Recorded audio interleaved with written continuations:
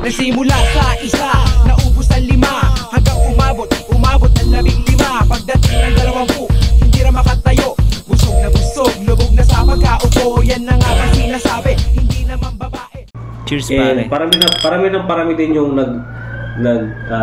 nag-for sale ng house and lot nila sa isang subdivision o sa isang village na dati kung makapag-design, makapag-decor yun ng Halloween o kaya Christmas event, talagang bongga. Ngayon makikita mo nakalagay, nakaturok for sale tapos nawawala na sila. May ibang bansa na nga. Exactly, diba?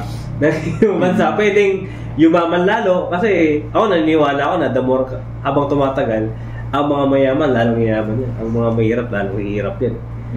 So pwedeng lalo silang yumaman, lumipat ng ibang mas classy na subdivision, mga Forbes level na ganon, or nag-ibang bansa. Ayun, isa pang sign, ultimo mayayaman nagmamigrate. May mga napapansin din ng ganyan.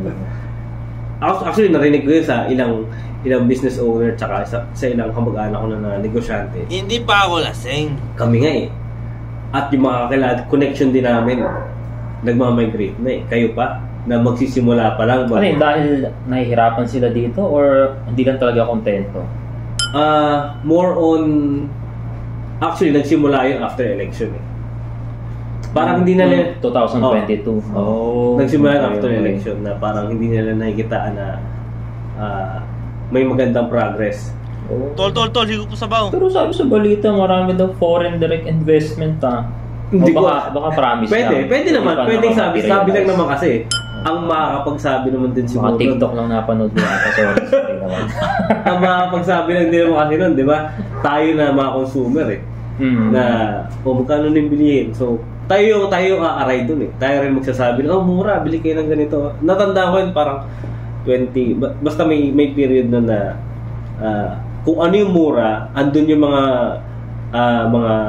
matatanda na namamalengke na, mura yung manok.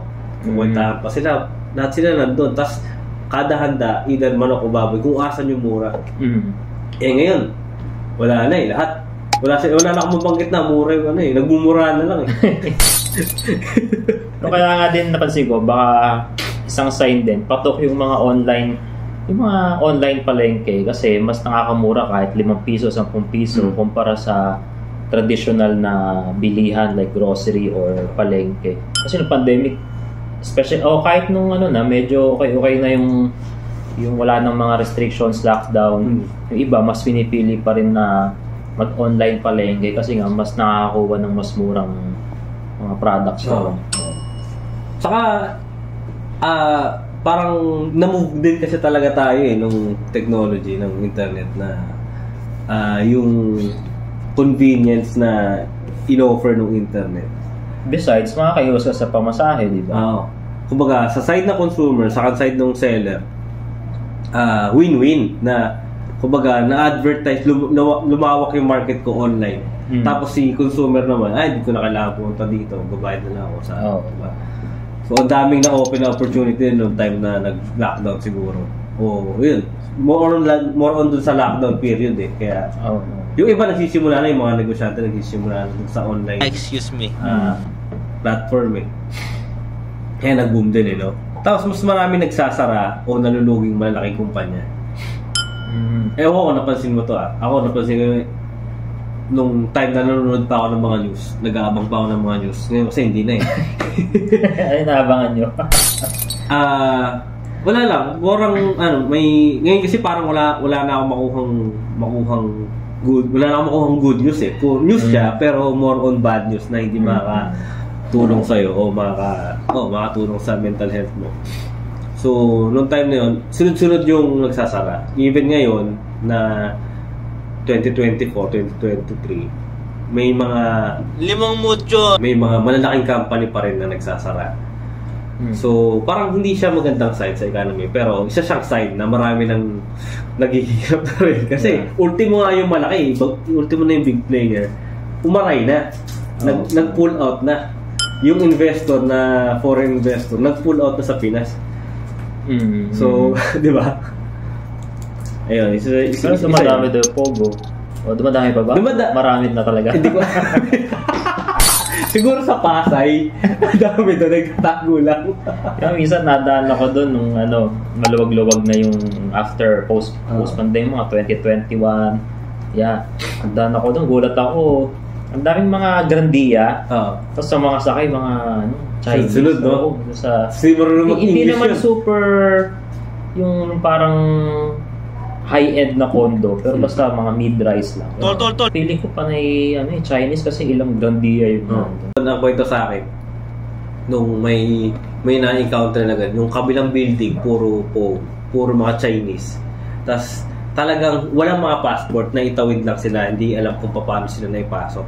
Pero nung napasok sila ng pulis, hindi ko alam kung anong department ng pulis yun. Yun, nalaman na walang mga passport talaga. Tapos nagtatago lang sila doon. Magtataka ka, naghihirap nga rin bansa natin sa pakiramdam natin, pero sila nagpupunta dito. Maraming opportunity dito. Meron silang sariling opportunities na hindi natin natatap pa. Kasi hindi naman kasi tayo mga negosyanteng mag-isip eh. Sila yung mga negosyanteng mag-isip eh. Pinapakinggan ako nakaraan, yan din yung sabi niya na kaibahan daw ng mga Pilipino, especially kung ikukumpara sa Chinese or Phil-Chai. Mga tayo daw nag-aaral para magkatrabaho, maging empleyado. Yung mga Phil-Chai o Chinese nag-aaral or yung education nila hindi lang para basta maging empleyado but to be businessman, mga businesswoman. Naalala ko lang sa sinabi. True. Cheers, pare. Tapos yung napansin ko din yung Chinese. Marami ng pamilya saka mga magkakabarkada na hindi na masyadong lumalabas. Kumbaga, dati, ang bilis mo lang lumabas eh. Tara, outing tayo. Punta tayo sa ganito. Ngayon, parang ang tagal na bago masundan eh. Oo. Saka sa family din, instead na kakain sa labas, dati meron silang budget doon o meron silang time para magawa yun. Yun talagang wala, parang once in a month na lang o kaya twice eh. O yung iba nga wala eh. Wala na talaga eh. Utang pa. Isa pang sign is yung marami nang hindi gumagamit ng toilet.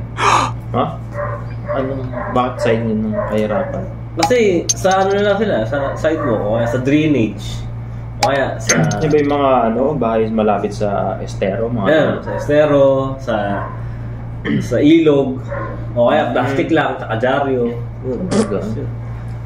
Mas dumadami yun. Di ko napansin yun, sir. Maglalabas-labas na nga ako parang sa Manila. Nakakita. Di ako napapadpad. Manila. Hindi ko na sinisiraan yung Manila. Facts lang tayo. And then, ano pa bang sign?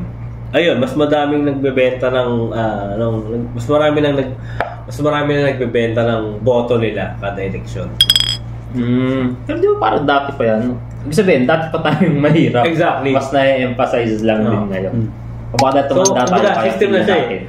Ang yung sign is lalong dumami. Pagkano nababentahan ng boto ngayon? Ano bang nababalita? Meron nga 150. Meron nga 100 eh. Ay, nagbebenta ng boto? 150 kasi baka yan yata yung sa People's Initiative recently yung 100 na although 100, 500 yung iba may halong pananakot pero ang point is may nabili pa rin.